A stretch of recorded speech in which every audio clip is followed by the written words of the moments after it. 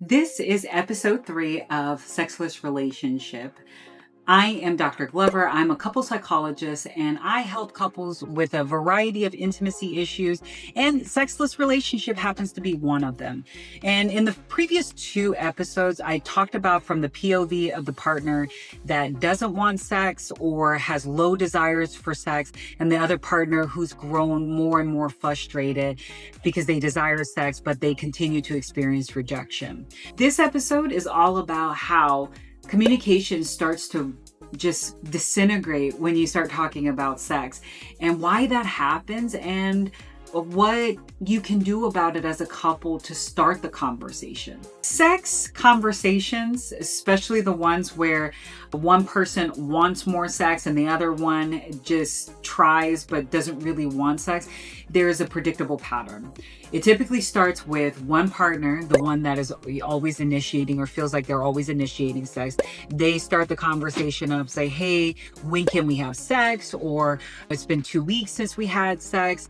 And the other partner immediately starts to feel the tension in their body. They start to clam up. And from there, the partner responds maybe defensively or cautiously. And the other partner picks up on that, feels the rejection immediately before the answer is even given. And 2 people are shutting down and no one's gotten anywhere. And sometimes there's a lot more said, but the feeling that when you are trying to engage in a conversation about a sensitive topic like sex, and you don't feel that there's any kind of reception from your partner, you naturally are going to clam up. So what's actually happening? There's a lot of vulnerability at play when you're having a conversation about sex. So examining both partners, the one that is initiating sex is really conveying what their desire is, which is, I want to be close to you. I want to connect with you. I want to enjoy this thing with you. And that is what is being communicated when they are initiating sex. However, the partner that is hearing that, it's been these many weeks, you need to hurry up. Why aren't you having sex with me? You need to get your body ready so that it can respond to my sexual advances. And all that is doing is I feel internal pressure. All I'm feeling is that I am not equipped to be able to engage in this, and this feels viscerally in your body as unsafe, and all you want to do is avoid it. One of the things that I see is that couples who attempt to have this conversation, they are truly trying not to hurt each other. There is so much at stake. One of the biggest source of conflict that occurs in a relationship is comparing who you are to the way that you were back then. And I think that there's positive intentions behind this. At the same time, it creates a very judgmental space because you are comparing yourself to an earlier version of you. And when we compare in this context, you are demonstrating that somehow you're not as good as it once was. Sex in the beginning is probably very accessible because you had such intense feelings. There weren't a lot of things were working against you. Conversations typically goes awry the moment you start comparing yourself to the earlier versions of yourself. And it is not in the same way of, oh, we should bring some of those things from the past to the present. It's, hey, you used to be able to do this. Now you've changed. You can hear the judgment within that. And no one's getting anywhere really fast with judgment. And so when either partner is coming from a place of judgment, you can't help but feel criticized and defensive. And so conversation immediately stops there. And that's the frustration point. Another element to the conversations around sex is that there isn't a validation for either side. There's a lack of validation on either side of what it means to be in this position together. What I mean by that is that the partner who is initiating, who's reaching for that closeness and connection, they sometimes might be misunderstood as the partner that doesn't care about their partner's feelings and it's just about their sex and their desires, when really they're saying, come, let's play, let's be close, let's do this thing. And so there is this bad rep, if you will, of the partner who's trying to lean into this, and they're being seen as maybe the ones that are objectifying. And I think it's very easy to get to this place if you're also just leading with anger.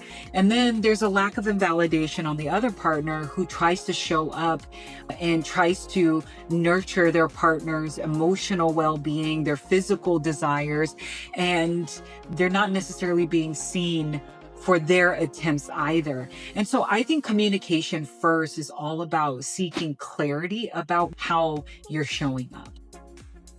How am I trying to show up? How am I trying to make this into a priority? And second to that, what is getting in the way for me, especially the partner who is losing or lacking desire for sex? What are all the things that are getting in the way of sex? Can the other partner who wants more and more sex, can you sit there and be able to hear your partner saying, hey, these are the things that are getting in my way of being able to reach for sex, and I need your help.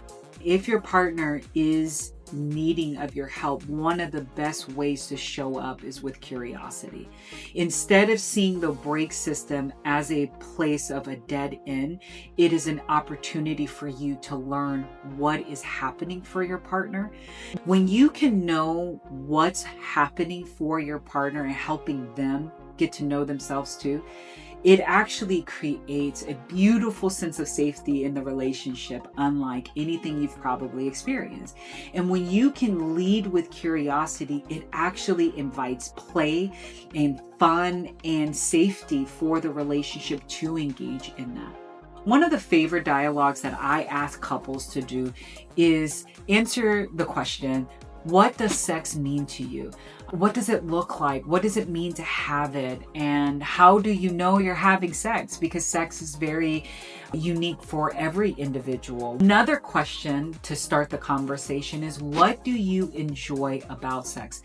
If you think about it, sex up to this point, if you have been having a lot of sex conversation, aka we're not having enough of it, the conversations around it is fueled by frustration, anger, guilt, shame, and it's rarely a conversation about what is positive about sex or what is enjoyable about sex. So to be able to have a full lengthy conversation about what you enjoy about sex is probably going to bring some fresh air into a very stale room of a conversation.